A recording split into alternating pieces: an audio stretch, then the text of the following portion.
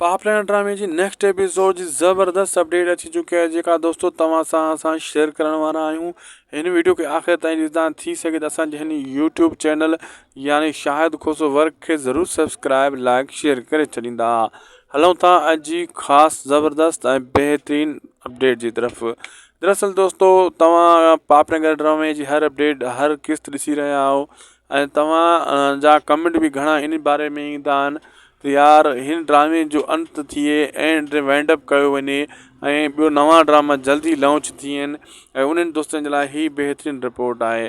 दरअसल दोस्तों अगर ही ड्रामो हाणे हिते ब्रेक इन खे लॻी वई त ॿियनि ड्रामनि खे कम से कम महीनो विच में देर आहे, महीनो पूरो लेट आहे विच में।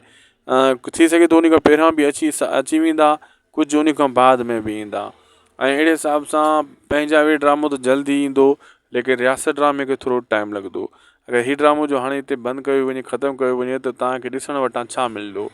इन खां बहितर आहे इहो जीअं हले थो पापनगर इन ते टाइम पास करणु घुरिजे ऐं इन खे इंजॉय करणु घुरिजे जेसीं ताईं ॿिया ड्रामा बि लॉन्च थी वेंदा ऐं पोइ तव्हांजो जेको आहे न हफ़्ते छा महीने जे लाइ बि किस्ता न खोटाए सघंदव। डेली 2 ड्रामा 3 ड्रामा नवां हलनि था, उन्हनि जी नयूं एपिसोड ईंदियूं ऐं तव्हां उन्हनि मां बि तंग थी वेंदव। असांखे ॾींदा इजाज़त दोस्तों, मिलंदासीं तव्हां सां नेक्स्ट वीडियो में। लाइक सब्सक्राइब शेयर करणु न विसारींदा। अल्लाह हाफ़िज़।